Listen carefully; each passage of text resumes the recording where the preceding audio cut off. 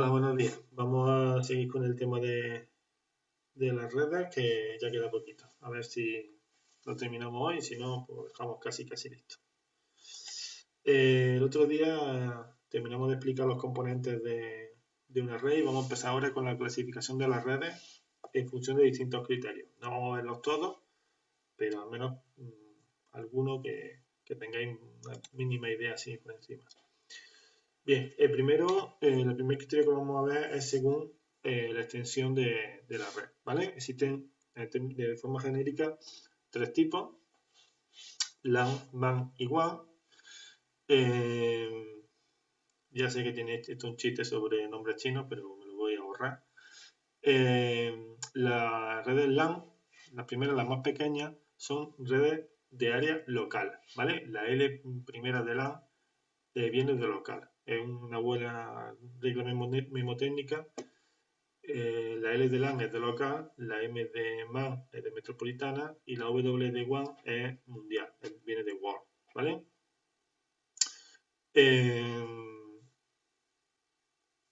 Las redes LAN son las que, por ejemplo, un ejemplo de redes LAN son las del instituto, ¿vale?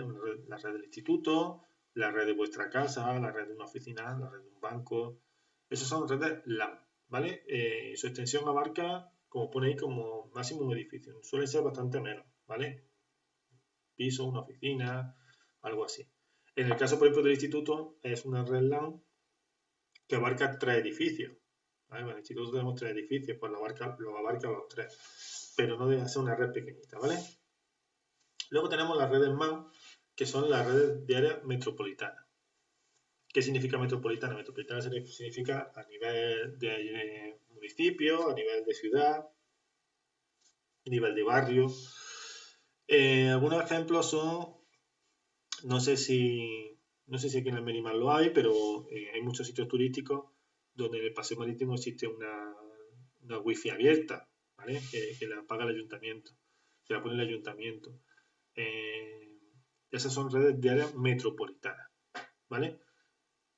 Por ejemplo, en mi ciudad, en Córdoba, en toda la ciudad hay una red abierta. Lo que ocurre es que solamente te puedes conectar a la página web del ayuntamiento, no puedes navegar por internet de forma genérica con esa red. Bueno, pues da igual lo que esté capada, da igual que esté limitada, que tenga limitada su funcionalidad o qué aplicaciones puede utilizar, pero son de área metropolitana. Y la red WAN es área extensa, vamos, de hecho a nivel mundial, Internet, ¿vale? La red WAN por antonomasia. Es fácil de entender esto no tiene mucho misterio y no tiene mucho más que explicar. No obstante, existen otros dos tipos de redes con esta clasificación, aunque realmente una de ellas es una subred de las anteriores. Esta es la red PAN, ¿vale? Que es de área personal, que básicamente esos son para uso propio. Por ejemplo, cuando tenemos conectados los auriculares del móvil, el reloj inteligente, lo tenemos conectado al móvil a través de Bluetooth, esos son redes PAN, ¿vale? Solamente para nuestro uso personal. Tenemos varios dispositivos conectados entre sí para nuestro uso personal. Y luego está la WLAN, que realmente esas son lo que vosotros soléis llamar Wi-Fi, ¿vale? Que esos son redes de área local, pero sin cable, ¿vale? Ese W viene de wireless, que significa sin cable. Por ejemplo, pues la red del instituto en la red, cuando es por Wi-Fi, pues es una WLAN, ¿vale?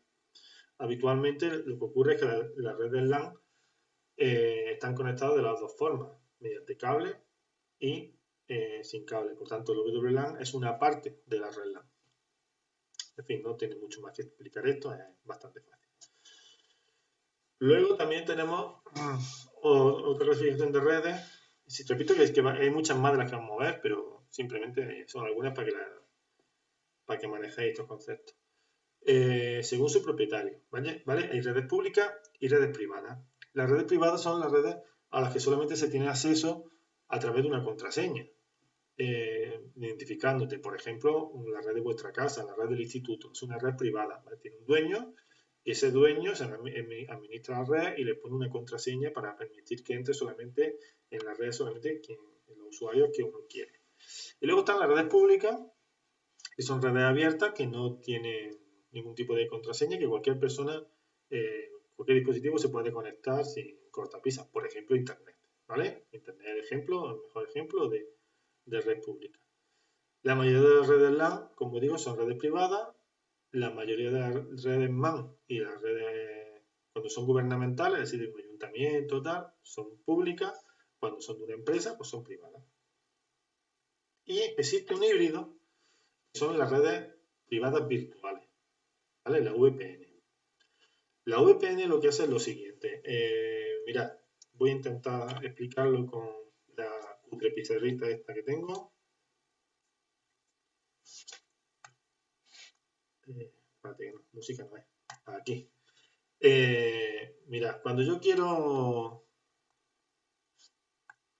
conectarme a través de una red local, ¿vale? Si yo tengo varios equipos conectados a un router, están conectados entre ellos, ¿vale? Si yo quiero conectarme entre este dispositivo y este dispositivo, ¿vale? Lo hago a través del router, y ya estoy dentro, para hacer eso tengo que estar dentro de la red. Por lo tanto, tengo que tener la clave, la contraseña, en fin, el permiso del administrador para estar dentro de la red. Es, digamos, de una forma privada. Sin embargo, si yo quiero conectarme desde un ordenador hasta otro en otra parte del mundo, tengo que hacerlo a través del router, por supuesto, siempre, ¿vale? Y a través de Internet, que es una red pública. Por tanto, tengo que salir, digamos, al exterior, con el riesgo en cuanto a la conexión de los datos, a la privacidad de los datos que eso implica. Por ejemplo, vosotros en vuestra casa tenéis una cerradura, más o menos, cada uno tendrá la suya, ¿no? Pero más o menos importante en la puerta de la casa, una cerradura esta de seguridad, que se clava en los marcos, pero luego dentro de vuestra casa, entre las distintas habitaciones, no tenéis ni siquiera cerradura. Lo que tendréis seguramente será pues simplemente una puerta. En algún caso en el baño a lo mejor tenéis algún cerrojo, pero poco más. ¿Por qué? Porque se presupone que lo difícil es entrar en vuestra casa. ¿Vale? Para un extraño lo difícil es entrar en vuestra casa. Una vez que se está dentro de casa, se supone que dentro de la casa las personas que hay son de confianza. Pues con las redes pasa más o menos parecido. Si yo tengo una red local, las personas que están dentro de la red local, como tienen que entrar mediante una contraseña y tal, tienen permiso, se supone que son gente de confianza. Por tanto, las medidas de seguridad se relajan muchísimo. Sin embargo, en Internet, puesto que cuando se hace a través de Internet, esas medidas de seguridad no existen, es como en la calle. Tú no puedes dejar cosas en mitad de la calle porque lo normal es que la mayoría de la gente no lo toca, pero siempre va a haber alguien que lo toca y se lo lleva. En tu casa sí puedes dejar las cosas con cierta tranquilidad. Con las redes pasa igual. Yo tengo unos datos más o menos sensibles en la red privada y la gente que está en esa red privada es de confianza y normalmente no debería de tocarlo. Si yo lo dejo en Internet, pues todo el mundo tiene acceso y Dios sabe lo que puede pasar con esos datos. Ejemplos, millones. ¿Vale? Bien, ¿qué ocurre cuando yo quiero compartir datos con gente que está en otra parte del mundo, que no están dentro del mismo edificio, que no están a través de una red local, y esos datos son sensibles? Si los meto a través de Internet, los publico en Internet, pues puede ser cualquier persona. Es mucho menos seguro. Entonces, ¿qué se hace? Se crea una especie como de túnel virtual, realmente lo que es que esa información se cifra, está cifrada, y es como si se hiciera una especie como de red privada dentro de una red pública, ¿vale? De esa manera mantenemos la seguridad. Voy a intentar, mirad, como con el ejemplo que he puesto antes, ¿vale? Yo tengo un ordenador que está conectado con otros ordenadores, a un router, ¿vale? Dentro hay otro ordenador que está conectado a otro router, a otro servidor, y pasan a través de Internet, ¿vale? Cuando yo envío la información, hasta aquí es segura, desde aquí hasta aquí es segura, pero este trozo no lo es, no es seguro. ¿Qué es lo que hace una VPN? Lo que hace una VPN es crear una especie como de pasillo, ¿vale? Es como si fuese una red virtual, porque no es física, dentro de Internet, en las que solamente tienen acceso las personas autorizadas. Por tanto, esta información que se envía por aquí no se envía a través del Internet normal, por decirlo así, sino que se envía cifrada, se envía codificada y es completamente segura. Vosotros estáis cansados de utilizar VPN cuando jueguéis videojuegos, por ejemplo, ¿vale? Los servidores de los videojuegos pues utilizan VPN, lo que hacen es crear como redes locales dentro de Internet. La única diferencia es que la red no está en un sitio físico y las distintas personas que están conectadas a esa red, pues cada uno está en una parte del mundo. Pero actúa como si fuese una red local, ¿vale? Es como eso, como crear una red local ficticia dentro de una red pública. ¿De acuerdo? Bien, pues eso es una VPN. Estos son los tres tipos de redes según el propietario. Las públicas, las privadas y las redes privadas virtuales, que son redes privadas dentro de una pública. Y luego tenemos otro tipo de clasificación según la configuración funcional, es decir, según qué rol tome cada dispositivo. ¿Vale? Existen dos tipos, la cliente-servidor y la punto a punto. En la cliente-servidor, un ejemplo de ella es la del instituto, ¿vale? Tenemos que cada equipo se conecta a otra red, o sea, se conecta a la red a través de un servidor. Y es ese servidor el que se encarga de gestionarlo todo. ¿Vale? No todos los dispositivos tienen la misma no es la palabra prioridad, jerarquía, ¿vale? No tienen la misma jerarquía. Mirad, en una red cliente-servidor existen un montón de terminales que pueden ser, como en el caso del instituto, ordenadores o móviles con todas las funcionalidades, ¿vale? O pueden ser directamente terminales tontos que si no están conectados al servidor no tienen ni siquiera sistema operativo, ¿vale? O un sistema operativo tan muy básico que solo les sirve para conectarse al servidor. Vale, pues esos equipos están conectados a un servidor. Y es ese servidor el que se conecta a un router y ese router que se conecta a Internet. De tal manera que ese servidor se encarga de todo. Se encarga de gestionar los recursos. Es decir, si hay una impresora que comparten, está conectada al servidor. Si hay un escáner que comparten, está conectado al servidor. Si tenemos un dispositivo de almacenamiento de discos duros, está conectado al servidor.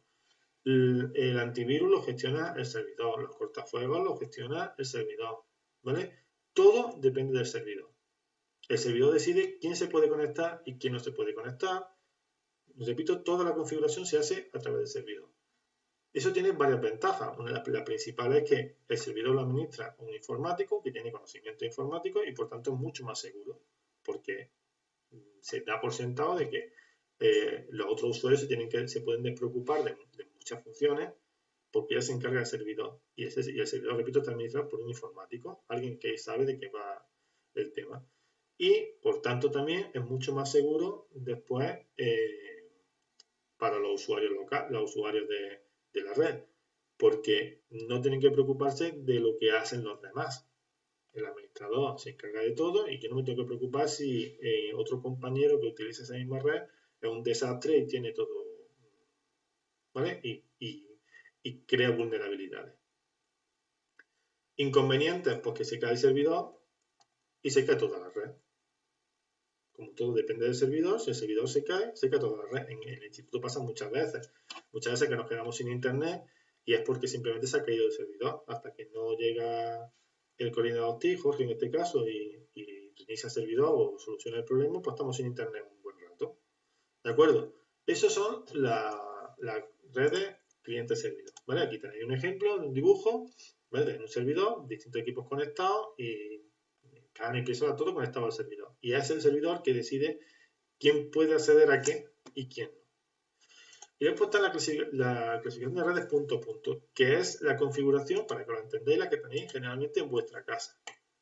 ¿Vale? ¿Qué es lo que hace esta configuración? Pues que cada ordenador, cada dispositivo es responsable por sí mismo de su seguridad y de sus recursos y de compartir los recursos. Es decir, esto por ejemplo es un esquema de una red punto a punto. Está conectado a un router que a su vez está conectado a internet. Si ¿Quiero compartir una impresora? Pues está conectada a un ordenador y ese ordenador es el que comparte con el resto. Cada uno tiene que tener su propio cortafuegos, cada uno su propio antivirus, cada uno gestiona la seguridad. ¿Inconveniente que tiene esto? Pues que si la persona, imaginad que cada uno tiene 3 personas, cada uno maneja uno de estos 3 ordenadores, pues si la persona que utiliza el ordenador en el que está conectada la impresora es un banco, pues puede dejar sin imprimir a los demás. O yo puedo ser un friki y un paranoico y tener un dispositivo de seguridad en el ordenador y vamos, que ni la hacía. Pero resulta que otro compañero en la misma red, pues un desastre, no tiene nada, está lleno de vulnerabilidades y eso puede perjudicarme a mí. De ahí que, repito, cada uno tiene que encargarse de su seguridad y ser especialmente cuidadoso. ¿Vale? Inconvenientes, pues que es mucho menos segura, como ya he explicado, tiende a generar más fallos. Ventaja, se cae un ordenador y la red sigue funcionando, solamente se ha caído ese. ¿Vale? Por ejemplo, en este caso concreto, en esta configuración que estoy viendo aquí, el ordenador que tiene la impresora, si se cae, obviamente los demás se quedan sin impresora, pero sigue funcionando la red, aunque no tenga la impresora. En el otro caso, si se cae un servidor, nos quedamos sin impresora, sin internet, sin red y sin nada. ¿De acuerdo? Bueno, aquí veis un dibujo, ¿vale? Con una red punto a punto. Aquí todos son paritarios, o sea, todos los dispositivos tienen la misma jerarquía y el dispositivo que tiene conectado, impresora, escáner o cualquier otro recurso, es el que gestiona quién de los otros usuarios se puede conectar. ¿De acuerdo? Y aquí, obviamente, como cada usuario gestiona su propio ordenador, pues no hay un informático que en algunos casos sí, ¿no? que lo supervisa, pero lo habitual es que no haya un informático que sea el que lo gestione, como es el caso de vuestra clase. ¿Vale?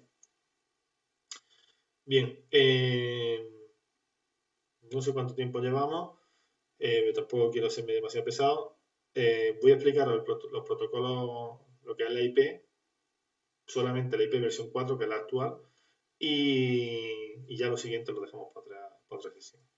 Bueno, ya hemos visto al principio del tema que un sistema de información tiene que tener un lenguaje, ¿vale? Un código con el cual envía la información. Nosotros estamos hablando, por ejemplo, en este caso yo estoy hablando con vosotros, me estoy comunicando utilizando el lenguaje castellano. Bien, pues los ordenadores no utilizan obviamente el lenguaje castellano, utilizan un lenguaje binario. Pero ese lenguaje se codifica de una forma determinada. Igual que nosotros utilizamos el abecedario desde la A hasta la Z, pero lo combinamos de una forma determinada mediante unas reglas. Pues los protocolos informáticos son lo mismo, ¿vale? El protocolo que se utiliza para las conexiones en red, en un 99% de los casos, es el protocolo TCP/IP, ¿vale? Parte de ese protocolo, esto es mucho más complejo, tampoco vamos a entrar en ello, pero parte de ese protocolo son las direcciones IP, que son las que vamos a ver ahora, ¿vale? Bien, pues las direcciones IP son, como nosotros ya hemos visto en el tema 2, en representación de la información, lo que es un bit, lo que es un byte y todo eso, pues debiera de sonar un poquito. La dirección IP son 4 bytes, es decir, 4 grupos de 8 bits, lo que nos da 256 combinaciones en cada uno de los grupos. Dicho de otra manera, son 4 números entre el 0 y el 255. 256 combinaciones, como el 0 cuenta como una de ellas, entre el 0 y 255. ¿Vale? Porque ya sabéis que 8 bits nos da un número de combinaciones que son 2 elevado a 8, que son 256. ¿Vale? En total, los 4 bytes, ¿vale? Son 4 por 8, 32. Los 32 bits dan un número de direcciones posibles, 2 elevado a 32, que son, como veis aquí, más de 4.000 millones de direcciones.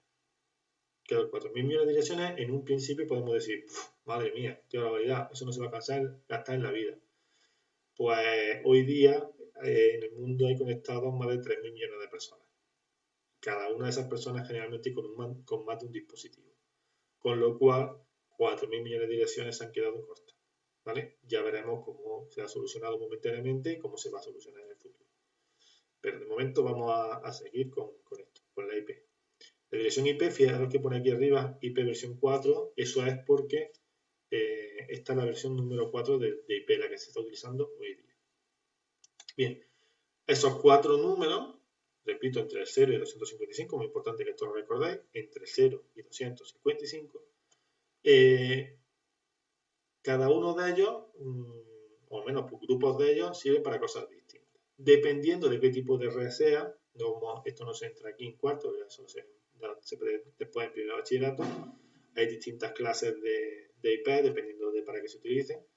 Bueno, pues dependiendo del tipo de IP que sea, hay un grupo de estos números, de estos 4 números, entre 1 y 3 grupos, que identifican a la red. Y dentro de la red, los restantes números identifican al host. El host es el dispositivo, puede ser un router, puede ser un ordenador, un móvil, ¿de acuerdo? Por ejemplo, en vuestra casa tenéis una red local que tendrá un número, generalmente suele ser este, 192.168.0. Otro número. O 192.168.1. Otro número. Bueno, pues el 192.168.0 o el 192.168.1 en vuestra casa identifica la red. Y el último número identifican al dispositivo dentro de la red. De tal forma que vuestro ordenador a lo mejor es 192.168.1.14, vuestro móvil es 192.168.1.19, la televisión, si es Smart TV, es 192.168.1.210, ¿vale? Cada dispositivo tiene el último número identificado en la host, ¿vale? En este caso concreto, como es de clase B, la web de vuestra casa es clase C, repito, no vamos a entrar en eso, los dos primeros números identifican a la red y los dos últimos al host. No sé si lo habéis entendido bien, si no lo entendéis bien, pues por favor consultármelo mediante el correo electrónico y lo vuelvo a explicar, pero que básicamente es eso. Hay 4 números, los números de la izquierda, entre 1 y 3 números, depende del tipo de red, identifican a la red, es como si fuese el nombre de la red, y los últimos, el nombre del dispositivo. Hay un ejemplo que no tenga que ver con la informática. La dirección IP, para que lo entendáis, es como si fuese vuestra dirección de correo postal, ¿vale? Yo vivo, por ejemplo, en la calle Almería, número 28, segundo D, ¿vale? Eso es la red. Dentro de eso, si yo quisiera mandar a vosotros una carta, tendría que mandaros la dirección esa, ¿vale? Y eso es lo que identifica haciendo la comparación, identifica la red. La red es calle Almería, número 28, yo no sé lo que he dicho, segundo D o primero C o lo que sea, ¿vale? Y luego, si yo mando la carta simplemente con eso, pues la manda a vuestra casa y en vuestra casa cualquiera de los habitantes de vuestra casa la podría abrir. Yo a lo mejor la carta es a vosotros, es personal. Entonces tengo que poner a la persona específica, a Antonito, Pepito, a Manolita, a Mohamed, a Fátima, a la persona que fuera a la que se lo estoy mandando, ¿vale? Para que lo lea esa persona concreta, la persona que lo está mandando. Bien, pues esto es lo mismo aquí. Los números de la red identifican como si fuese la dirección y el host identifica a la persona a la que se tiene que enviar, en este caso al dispositivo, al ordenador concreto, al móvil concreto, al tablet concreto. ¿Vale? Creo que se ha entendido más o menos. Yo lo entiendo, yo es que soy muy listo también. Es broma.